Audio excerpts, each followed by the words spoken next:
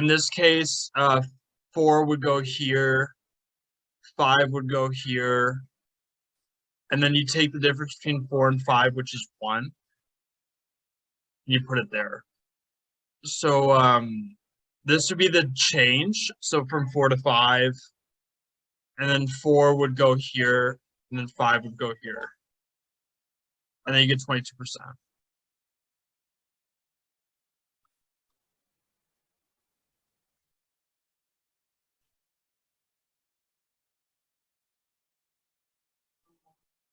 Give me 1 second.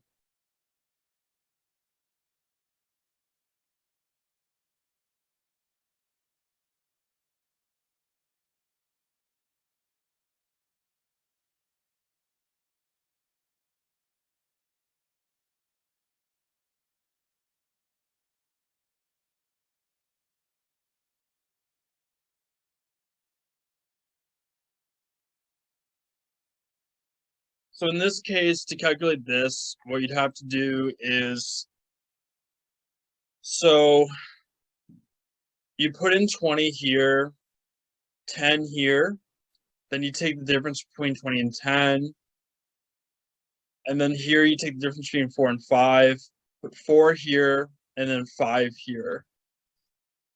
So then, yeah, so like difference between 4 and 5 is 1, and then 4, so the average between 4 and 5, you do this, and then the difference between 20 and 10 is 10, and you take the average of 20 and 10, and then you get 0.33. So this is inelastic.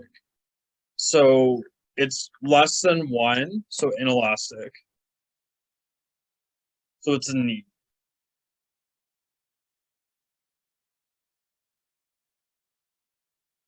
So we use percentages because it's unit free, there's no units, and it shows responsiveness across products.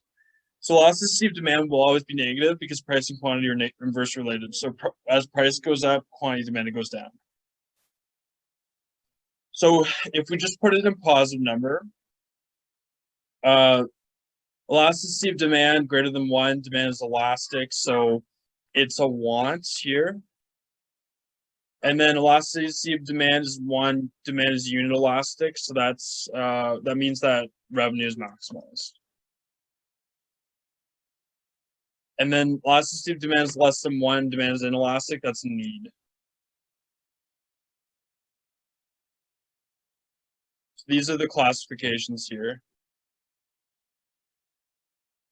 Then perfectly inelastic is when the price changes completely.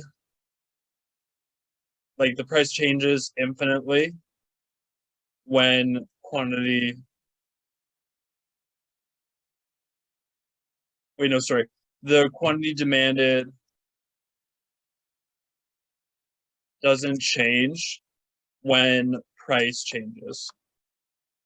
And then perfectly elastic, the price doesn't change when quantity demanded changes.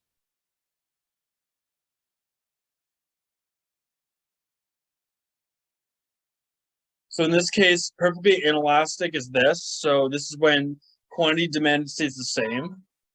So this is when quantity demanded stays the same for any price. That's perfectly inelastic.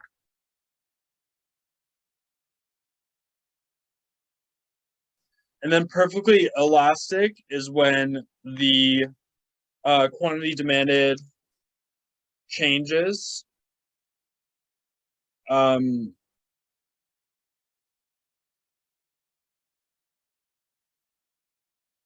So price stays the same across any quantity demanded and perfectly elastic.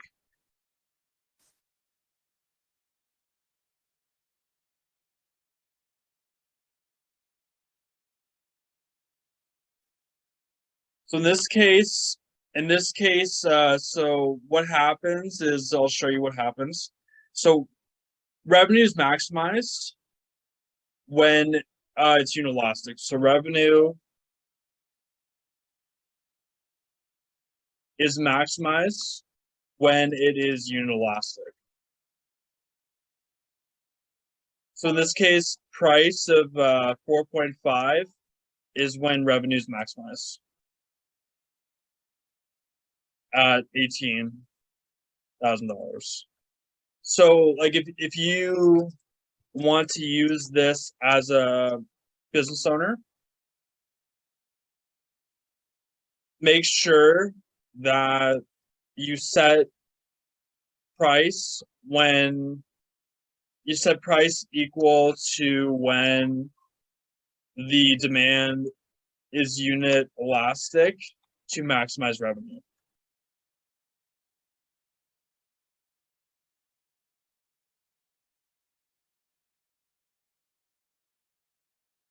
So price elasticity along a linear demand curve. So for all straight lines, most other demand curves, demand is more elastic towards the top upper left. Demand is less elastic towards the lower right.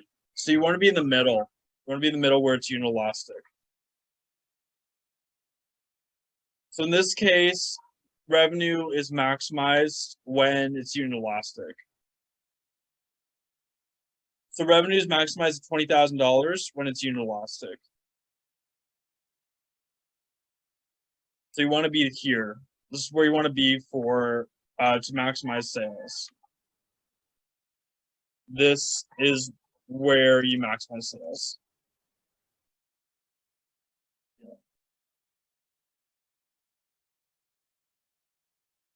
So in this case, this shows like, so in the middle here, when it's unit elastic, quantity demanded changes by the same percentage as does price. Total revenue is unchanged. Total revenue is unchanged. So this is where revenue is maximized. Revenue is maximized here. So you want to get in the middle. You want to get where it's unit elastic. Substitutability. So the larger number of substitute goods available, the greater the price elasticity of demand. So, so like, can you think of any industry where there's a lot of substitute goods for a product?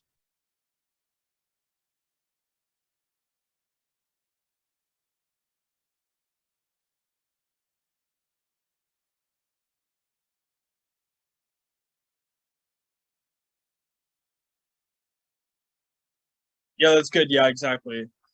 So, the phone industry has has elastic demand because there are so many substitutes. Like, for example, Apple, Samsung, Nokia, BlackBerry, oh, LG, Google, and many more. So there's so many. So that's a great example, Christopher. And then, yeah, so that's a big part of it. Yeah. And then luxury versus necessity. The more a good is considered as a luxury rather than necessity, the greater the price elasticity of demand. So easier to do without. So can you think of a luxury good that you don't need that much?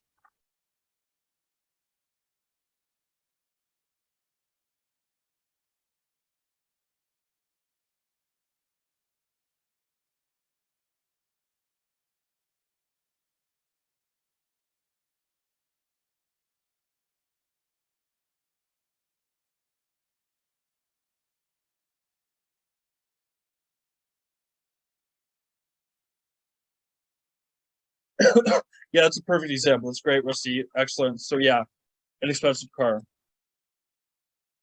has elastic demand because we don't need it. If the price um, goes up, the quantity demanded will reduce by a significant amount because we don't need it, because no one needs